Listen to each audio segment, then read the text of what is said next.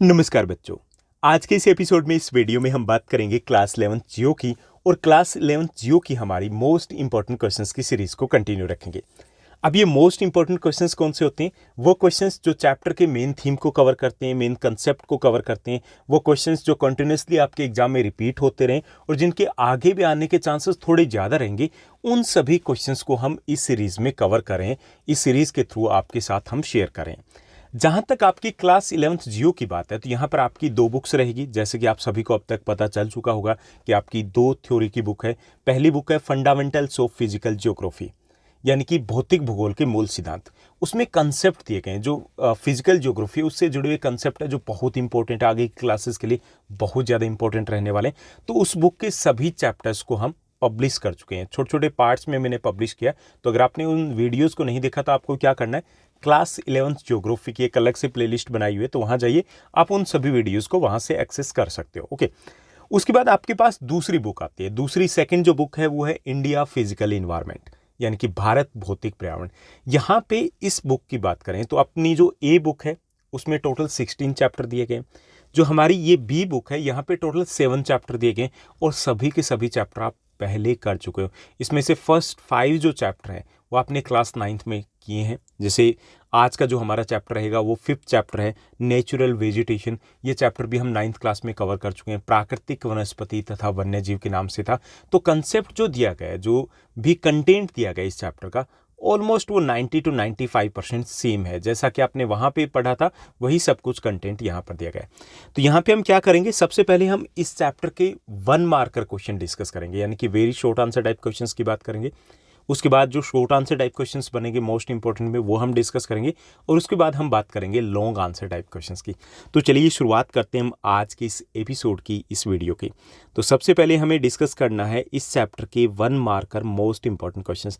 तो इसमें सबसे पहला जो क्वेश्चन दिया गया यह है, रबड़ का संबंध किस प्रकार की वनस्पति से। अब ये देखिए कि इस टाइप के क्वेश्चंस कहाँ से उठा लिए, ये मोस्ट इंपॉर्टेंट कहीं से लगता है। अब ये क्वेश्चन मैंने आपकी एनसीईआरटी की बुक की एक्सरसाइज से उठाए हैं और आपके जब एग्जाम होते हैं तो ये जो क्वेश्चन है, इस टाइप के क्वेश्चंस बहुत बार रिपीट हो जाते हैं। चाहे वो केवीएस के एग्जाम हो, चाहे वो जेएनवी के एग्जाम हो, चाहे वो दिल्ली गवर्नमेंट स्कूल्स के एग्जाम हो, चाहे वो किसी भी प्राइवेट स्कूल्स के सीबीएसई का स्कूल है या किसी भी स्टेट बोर्ड का स्कूल है उसका एग्जाम हो, तो वहाँ से एज इट इज इनको उठाया जाता है। तो उन सभी क्वेश्चंस को भी मैंने ध्यान में रखते हुए यहाँ पर इंक्लूड कर लिया। तो रबड़ है, उसका संबंध किस प्रकार की वनस्पति से, तो वो उष्ण कटिबंधीय वर्षा वन से संबंधित है। ओके, जिनको हम सदाबहार वन भी कह सकते हैं, उष्ण कटिबंधीय सदाबहार वन, एवरग्रीन फॉरेस्ट जिनको हम कहेंगे। ओके, तो ये क्या है, हमने चैप्टर में डिटेल में डिस्कस किया ना कि प्राकृतिक जो वनस्पति होती है उसको हम मुख्य तौर पे 5 भागों में बांट सकते हैं। क्लियर, यानी कि 5 प्रकार की प्राकृतिक वनस्पति भारत में, हमारे देश में पाई जाती है। तो उनमें से सबसे महत्वपूर्ण है उष्ण कटिबंधीय वर्षा वन या उष्ण कटिबंधीय सदाबहार वन। उसी में रबड़ के पेड़ पाए जाते हैं। उष्ण कटिबंधीय वर्षा वन कहाँ पाए जाते हैं? जहां पर वार्षिक वर्षा 200 सेंटीमीटर से ज़्यादा होती है, यानी कि ज़्यादा बारिश वाले जो इलाके होते हैं वहीं पे इस प्रकार के वन पाए जाते हैं। इनको हम इसीलिए वर्षा वन बोलते हैं। इनको सदाबहार वन भी इसीलिए बोला जाता है क्योंकि सदा हरे भरे दिखाई देते हैं। ओके, उसके बाद सेकंड क्वेश्चन दिया गया है। दूसरा जो हमारा क्वेश्चन रहेगा, सिनकोना के वृक्ष कितनी वर्षा वाले क्षेत्रों में पाए जाते हैं। तो ये भी आपकी एनसीईआरटी की एक्सरसाइज है, वहां से लिया गया और ये भी बहुत बार रिपीट हुआ आपके एग्जाम में। तो सिनकोना के वृक्ष है वो कितनी बारिश वाले इलाके में पाए जाते हैं, ये हमें बताना है। तो ये 100 सेंटीमीटर से ज़्यादा बारिश वाले इलाके में पाए जाते हैं। आमतौर पर ये 200+ जो बारिश होती है वहाँ पे ज़्यादातर पाए जाते हैं, लेकिन 100 सेंटीमीटर से अधिक बारिश जहाँ होती है वहाँ पर सिनकोना के वृक्ष हमें आसानी से मिल जाएंगे। उसके बाद नेक्स्ट जो क्वेश्चन दिया गया है, अगला जो हमारा प्रश्न रहेगा, सिमलीपाल जीवमंडल नीचे कौन से राज्य में। ये हमें बताना है कि सिमलीपाल बायोस्फीयर रिजर्व है, ये रिजर्व कौन से स्टेट में, ये हमें बताना है। तो ये उड़ीसा में है। ओके, काफ़ी साल पहले काफ़ी न्यूज़ में रहा था सिमलीपाल, क्योंकि उसमें एक साथ कई सारे टाइगर लायन थे वो मारे गए थे, तो उस वक्त काफ़ी न्यूज़ में चर्चा में रहा था। तो जो सिमलीपाल है वो उड़ीसा में है। क्लियर। उसके बाद नेक्स्ट है कि भारत में कितनी प्रजातियों के पौधे पाए जाते हैं, लगभग हमें बताना है क्योंकि चैप्टर में इसी की बात की गई। तो भारत में लगभग 47,000 प्रकार की पौधों की प्रजातियां पाई जाती है, यानी कि बहुत ज़्यादा जैव विविधता है यहाँ पर। उसके बाद नेक्स्ट जो हमारा क्वेश्चन 5th दिया गया कि भारत में जीवों की लगभग कितनी प्रजातियां पाई जाती है। तो लगभग 90,000 प्रजातियां जीवों की पाई जाती है। कुछ बुक्स में ये 89,000 भी दिया होता है। ओके, तो लगभग आप 90,000 लिख सकते हो। क्लियर। चलिए अगले क्वेश्चन की बात करते हैं। अगला जो हमारा प्रश्न रहेगा, अगला हमारा क्वेश्चन दिया गया कि 2001 में वनों का कुल क्षेत्रफल कितना था, यह हमें बताना है। भारत में, हमारे देश में वनों का जो कुल क्षेत्रफल था वो कितना था, तो लगभग 20.55% के आसपास था। ओके, नियर अबाउट 21% लिखा जा सकता है, या 20.55% था ये वन क्षेत्र था हमारे 2001 में। क्लियर। उसके बाद नेक्स्ट जो 7th क्वेश्चन है मोस्ट इंपॉर्टेंट में, वो दिया गया कि भारत में सर्वाधिक क्षेत्र पर कौन से वन फैले हुए, ये हमें बताना है। ओके, सबसे ज़्यादा जो एरिया है उस पर किस प्रकार के वन पाए जाते हैं, तो उष्णकटिबंधीय पर्णपाती वन है वो सर्वाधिक क्षेत्र पे फैले हुए, सबसे ज़्यादा उष्णकटिबंधीय पर्णपाती वन। पर्णपाती का मतलब होता है पतझड़ी वन। ओके, ये वो वृक्ष होते हैं जो कहाँ पाए जाते हैं, लगभग ये 50 से लेकर के 200 सेंटीमीटर वाले इलाके में पाए जाते हैं, यानी कि जहाँ पर 50 से 200 सेंटीमीटर के बीच में रेनफॉल होती है, तो वहाँ पर इस प्रकार के वन पाए जाते हैं। और इनको पतझड़ी वन इसलिए बोलते हैं क्योंकि गर्मियों के मौसम में, शुष्क मौसम में ये अपने पत्ते एक साथ गिरा देते हैं। क्लियर। तो अपने नॉर्थ इंडिया का जो ज़्यादातर पार्ट है वो किसके अंडर में आ जाता है, इन्हीं पर्णपाती वनों के अंडर में आ जाता है। क्लियर। तो चलिए अगले क्वेश्चन की बात करते हैं। अगला जो हमारा प्रश्न दिया गया, ज्वार भाटा वाले जो इलाके होते हैं उसमें किस प्रकार के वन पाए जाते हैं, ये हमें बताना है कि ज्वार भाटा जहाँ पे आते हैं तो वहाँ पे किस प्रकार के वन होते हैं कि जब ज्वार भाटा आता है, ओके, तो उस वक्त वो पानी उन पौधों की जड़ों में, उन वृक्षों की जड़ों में पहुँच जाता है। तो कौन से वृक्ष होते हैं वो, तो वहाँ पे मैनग्रोव वन पाए जाते हैं। जो मैनग्रोव वन है इनको कई नामों से जाना जाता है, इनको दलदली वन भी बोलते हैं, इनको तटीय वन भी बोलते हैं क्योंकि ये कोस्टल एरिया में होते हैं। ओके, जो हमारा जो तटीय इलाका होता है तो उसमें ज़्यादातर ये पाए जाते हैं। तो ये लगभग ये जैसे डेल्टाई रीजन है यहाँ पे है इस प्रकार के, तो वहाँ पे ज़्यादा पाए जाते हैं। तो इनको तटीय वन, ज्वारीय वन, इनको हम डेल्टाई वन, ओके, मैनग्रोव वन, कई नामों से जानते हैं। इनमें से प्रमुख वृक्ष आ जाते हैं, जैसे सुंदरी वृक्ष है, प्रमुख है, उसकी जड़ें खारे पानी में डूबी रहती है। ओके, उसके बाद नेक्स्ट जो हमारा क्वेश्चन रहेगा, अगला हमारा प्रश्न है कि किन नदियों के द्वारा डेल्टा प्रदेश में सुंदरी वृक्ष मिलते हैं, किस नदियों के डेल्टा प्रदेश में, ये हमें बताना है। तो यहाँ पर बांग्लादेश के साथ लगता, कुछ बांग्लादेश में कुछ इंडिया में, यहाँ पे सुंदरवन डेल्टा है। ओके, और वो सुंदरवन डेल्टा गंगा ब्रह्मपुत्र नदियों के द्वारा बनाया गया, तो इसको गंगा ब्रह्मपुत्र का डेल्टा बोलते हैं और उसको सुंदरवन डेल्टा भी कह सकते हैं। सुंदरवन डेल्टा का नाम ही इसलिए पड़ा है क्योंकि वहाँ पे सुंदरी वृक्ष पाए जाते हैं। ओके, सुंदरी वृक्ष के कारण इसको सुंदरवन डेल्टा बोला जाता है, जो कि विश्व का सबसे बड़ा डेल्टा है और बहुत उपजाऊ भी है। ओके, तो वहाँ पर सुंदरी वृक्ष पाए जाते हैं। अगले क्वेश्चन की हम बात करेंगे। अगला जो हमारा प्रश्न रहेगा, 10th क्वेश्चन दिया गया। 10th क्वेश्चन है, इसमें हमें बताना है कि भारत में एक सींग वाले गेंडे, हाथी और जंगली गधे कहाँ पाए जाते हैं। तो ये मैंने चैप्टर के बीच में से उठाया क्योंकि ये अलग अलग टाइप से क्वेश्चन कई बार पूछ लिया जाता है। तो एक सींग वाले गेंडे है वो असम तथा पश्चिम बंगाल में पाए जाते हैं, मुख्य तौर पर असम में पाए जाते हैं। हालांकि पश्चिम बंगाल, जो वेस्ट बंगाल का उत्तरी भाग है, वहाँ पर भी थोड़े बहुत पाए जाते हैं। हाथी की अगर बात करें तो ये असम, कर्नाटक और केरल के जंगलों में पाए जाते हैं। जंगली गधों की बात करें तो ये कच्छ का रण, गुजरात में पाए जाते हैं। ओके, उसके बाद 11th क्वेश्चन जो हमें दिया गया, 11th क्वेश्चन है कि भारत में बाघ और शेर कहाँ पाए जाते हैं, ये हमें बताना है। इसी चैप्टर में हमने डिटेल में भी डिस्कस किया कि बाघ है वो सुंदरवन डेल्टा पश्चिम बंगाल में ही पाए जाते हैं, और शेर है वो गिर के वन जो है गुजरात में, वहाँ पर ये पाए जाते हैं। उसके बाद 12th जो क्वेश्चन दिया गया कि ऐसा कौन सा पशु है जो केवल भारत में पाया जाता है, तो वो है घड़ियाल, जो केवल और केवल भारत में पाया जाता है। उसके बाद अगला क्वेश्चन जो हमारा रहेगा, अगला क्वेश्चन दिया गया कि भारत में जीव सुरक्षा अधिनियम कब लागू किया गया था, यह हमें बताना है। तो भारत में जीव सुरक्षा जो अधिनियम है वो 1972 में लागू किया गया था। भारतीय जीव संरक्षण अधिनियम भी उसको कह सकते हैं, Indian wild life protection act 1972, यानी कि 1972 में इसको पारित किया गया था। उसके बाद है भारत में राष्ट्रीय पार्कों और जीवमंडल नीतियों की संख्या कितनी है। तो इस वक्त की बात करें, हालांकि ये चेंज होती जा रही है, इस वक्त की अगर बात करें तो भारत में राष्ट्रीय पार्क 105 है और जीवमंडल निश्चय 14+4, अब 18 हो चुके हैं। ओके, एट प्रेजेंट की अगर बात करें तो 18 जीवमंडल निश्चय, जबकि राष्ट्रीय पार्क है वो 105 के आसपास हैं। क्लियर। चलिए अगले क्वेश्चन की बात करते हैं। अगला जो हमारा 1 मार्कर में क्वेश्चन दिया गया कि देशज वनस्पति किसे कहते हैं, ये हमें बताना है कि देशज वनस्पति क्या होती है।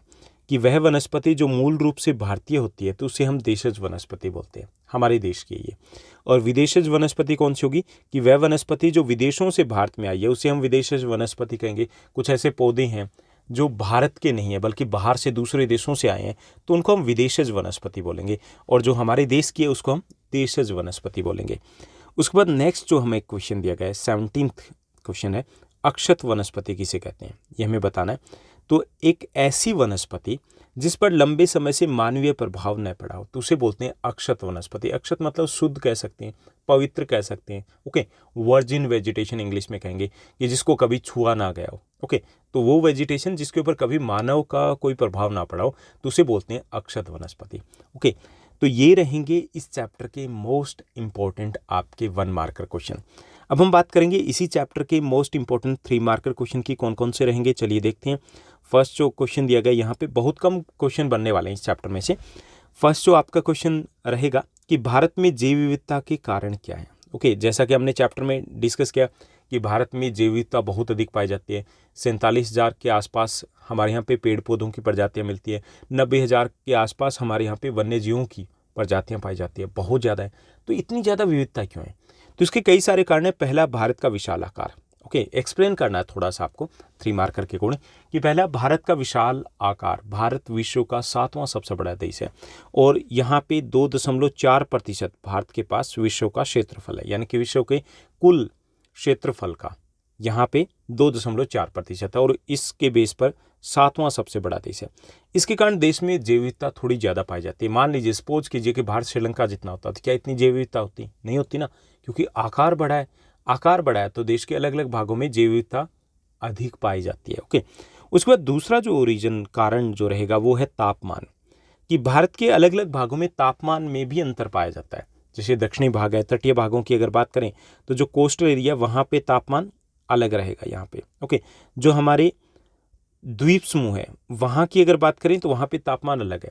जो हमारा थार का डेजर्ट है वहाँ पे अलग तापमान है। जो उत्तरी भारत का मैदान है वहाँ अलग है, पर्वतीय भागों में अलग होता है। तो तापांतर में अलग अलग होने के कारण भी, तापमान अलग अलग होने के कारण भी अलग अलग देश के भागों में अलग अलग प्रकार की वेजिटेशन पैदा होती है।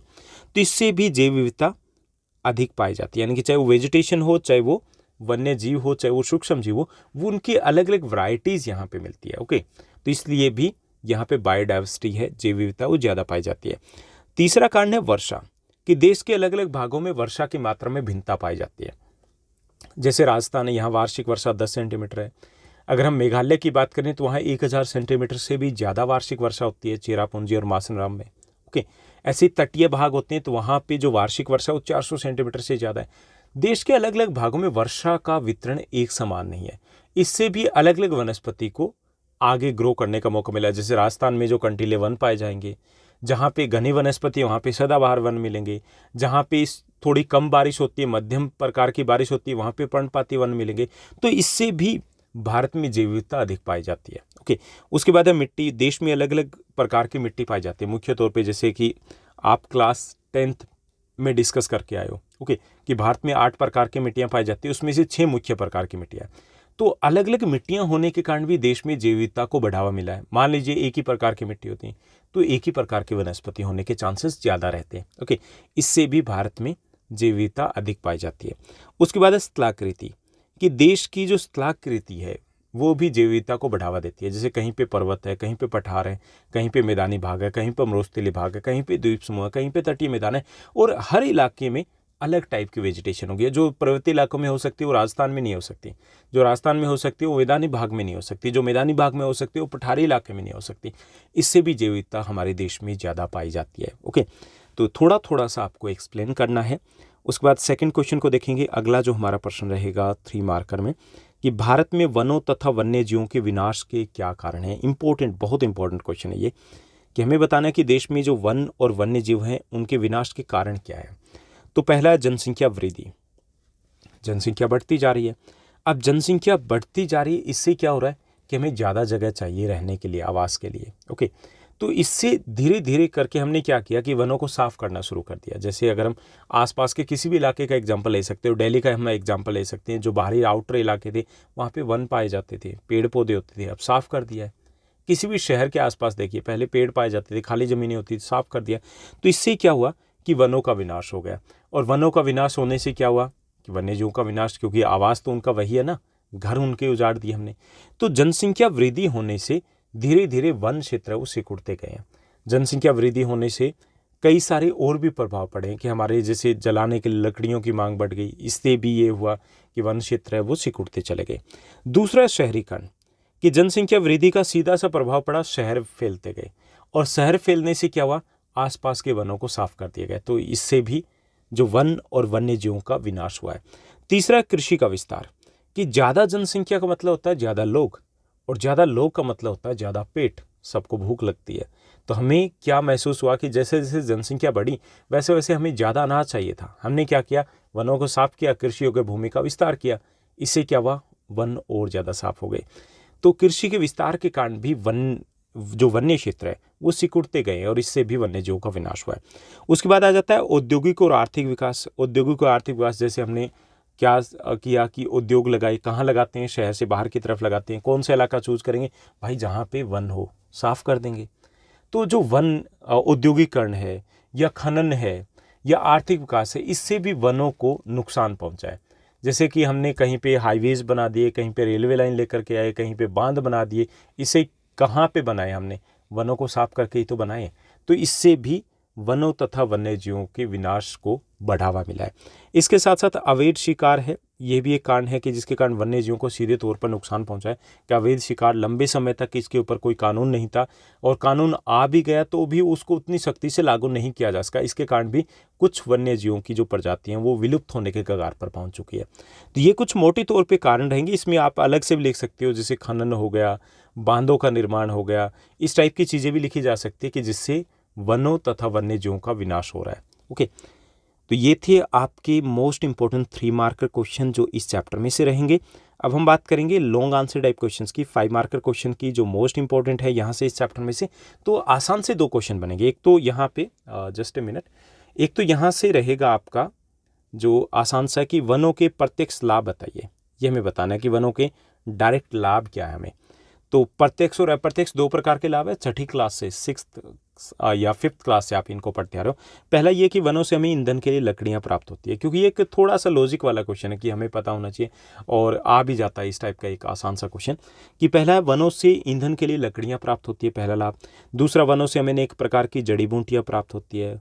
तीसरा, वनों से हमें वन आधारित उद्योगों को कच्चा माल भी प्राप्त होता है। चौथा, वनों से वन्य जीवों को आश्रय मिलता है, क्योंकि ये उन्हीं का आवास होता है। वनों से पशुओं को चरागाह में मिलते हैं, घास के मैदान वहाँ पर मिलते हैं।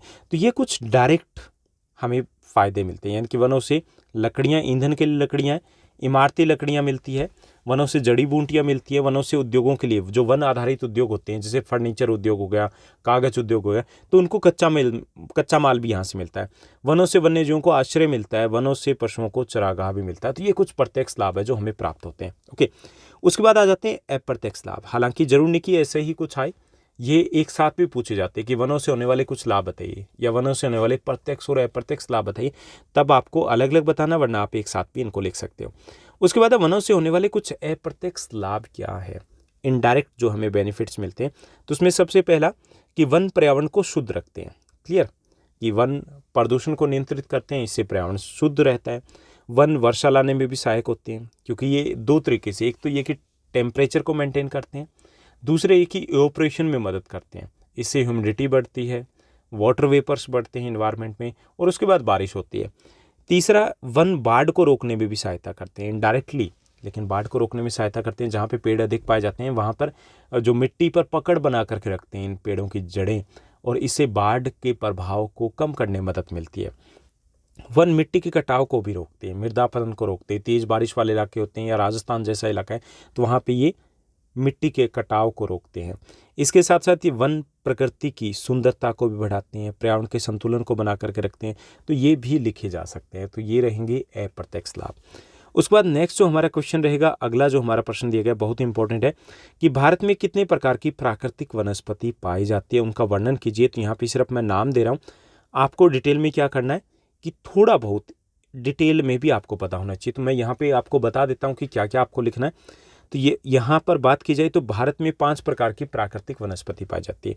उष्णकटिबंधीय वर्षा वन, जिनको आप सदाबहार वन भी कह सकते हो, उष्णकटिबंधीय पर्णपाती वन, कंटीले वन तथा झाड़ियाँ, पर्वतीय वन और मैंग्रोव वन। ओके, 5 प्रकार की प्राकृतिक वनस्पति पाई जाती है। सबसे पहले हम इसी को ले लेते हैं, उष्णकटिबंधीय वर्षा वन। ये कहाँ पे पाए जाते हैं? जहाँ पे 200 सेंटीमीटर से ज़्यादा बारिश होती है। ओके, वहाँ पर ये पाए जाते हैं। ये जो वृक्ष होते हैं ये घने होते हैं, हरे भरे होते हैं, पूरे वर्ष भर मतलब हरे भरे दिखाई देते हैं, इसलिए इनको सदाबहार वन कहा जाता है। ऐसा नहीं कि ये पत्तियां नहीं गिराती, ये पत्तियां तो गिराते हैं, लेकिन इनमें जो वृक्ष होते हैं उन सभी का पत्तियां गिराने का जो समय होता है, टाइम होता है, वो अलग अलग होता है। इसलिए एक साथ ये खाली दिखाई नहीं देते, ऐसा लगता है कि पूरे साल ये हरे भरे हैं, इसलिए इनको सदाबहार वन भी कहा जाता है। हालांकि ये बहुत ज़्यादा घने होते हैं, तो इसलिए आर्थिक महत्व इनका कम होता है, क्योंकि वनों के अंदर घुसा ही नहीं जा सकता। ओके, और ये इतने घने होते हैं कि सूरज की जो रोशनी है, प्रकाश जो है, वो धरती तक पहुंच ही नहीं पाता। ओके, इन वनों की अगर बात की जाए, इनके हमें क्या बताना है, मुख्य तौर पे इसका दूसरा नाम, कुछ विशेषताएं वगैरह बताएंगे। उसके बाद हमें बताना है कि इनमें से प्रमुख वृक्ष कौन से हैं।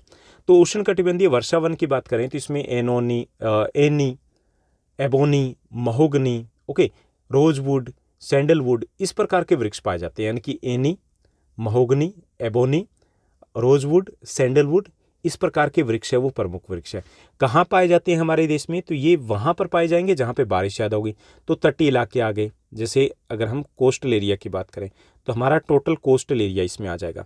ये वाला इलाका आ गया, ये वाला इलाका आ गया, हमारे लक्षद्वीप और अंडमान निकोबार जो द्वीप समूह है वो आ गए, पूर्वोत्तर भारत का इलाका आ गया, तो वहाँ पर ये वन पाए जाते हैं मुख्य तौर पर। क्लियर।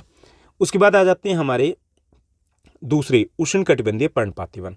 जैसे कि नाम से पता चल रहा है, इनको पचड़ी वन भी कहा जाता है। ऐसा इसलिए कहा जाता है क्योंकि ये शुष्क मौसम में, गर्मियों की शुरुआत में शुष्क मौसम में अपनी पत्तियों को एक साथ गिरा देते हैं, इसलिए इनको पचड़ी वन कहा जाता है।